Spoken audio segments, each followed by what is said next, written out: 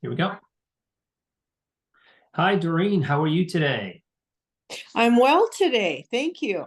That's good. I really appreciate you spending a little bit of time in your now, I think, very busy schedule.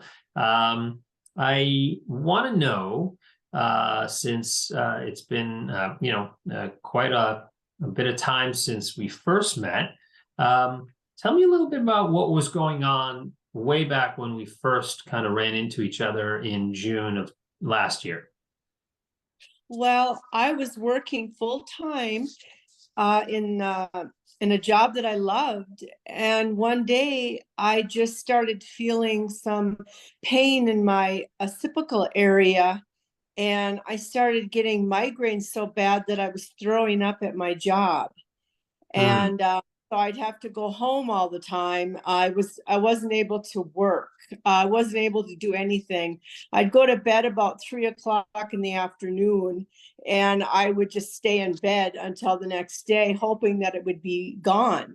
And that continued on for about a year and a half.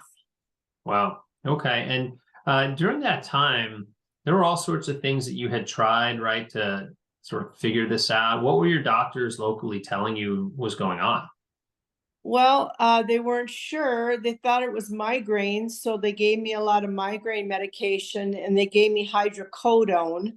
And then they gave me medication for the nausea. I had Hmm. vertigo from this, Yeah. where I was vomiting for hours at a time.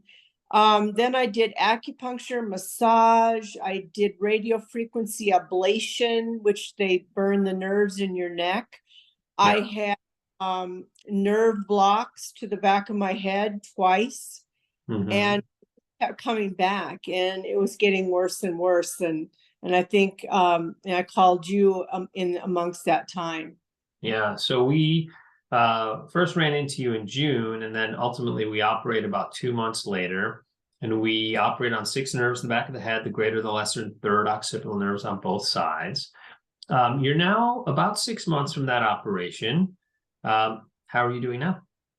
Well, I'm back to working, and I'm working almost full time. There isn't anything that I'm not able to do. I walk perhaps 3 to 4 miles a day. Wow, good Um, for you. yeah, so I'm working, I'm active physically, and I go out to have dinner and coffee with people, which I really love. Um, I can do anything basically that I was doing before I got sick. So Yeah, surgery was very successful for me in my life. yeah. How is the nausea? I'm curious. Uh, Is that better There's as well?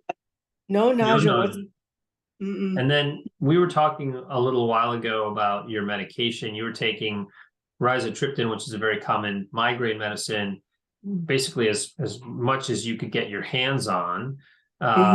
So at least 9 times a month. How often do you take it at this time?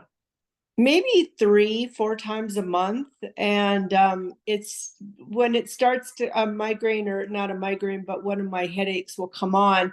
I'll take that and it'll just go away right away. So it's I don't even hardly think about it. Right. um And you were taking Excedrin migraine almost every day, right? yeah, and that's been, maybe once every week. Just kind of a preventative type thing. I don't get When I would get the headaches, um, I would also get brain fog, which was one Hmm. of the worst symptoms because you're not able to carry on conversations or track people. And since I had the surgery, I've not had any brain fog whatsoever. Awesome. Well, your story, it highlights so many wonderful things aside from the fact that surgery can be very successful and give people back their lives. I think not only does it decrease medication use, um, but it also makes the medications that you do still have to use, for example, rizatriptan, however, 3 to 4 times a month. Before it wasn't really helping you all that much.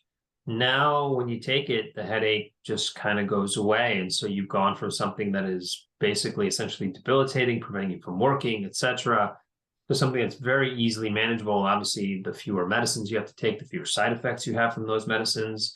the brain fog. So yeah, I think your story really illustrates a lot of key advantages to surgery as a component of headache treatment for a lot of patients like yourself. I want to give you the last word, but I also just want to say I'm so glad that you're doing so well. It's always great to touch base with patients. I told you I was going to torture you in a year just to check in on you one more time Mhm. and see if things are still as good as they are today. And I have no doubt that they will be. But if there's anything else you'd like to say, I want to give you the microphone to finish off, and then just say thank you again. Well, thank you again. And also, I've been able to fly, I've been able to travel. That was something that I couldn't do because the pain was so intense. I would have done anything to get rid of this pain because nothing helped. And the surgery, it helped. And I would advise, for anyone, to talk to Dr. Peled about their symptoms and see if they can get some help like I did. So thank you. And thank you for all the office work, the people, and everyone that made the trip down there successful for me. Well, So, you're too kind. Really appreciate your time again. You have a great day. all right. Thank you. Cheers.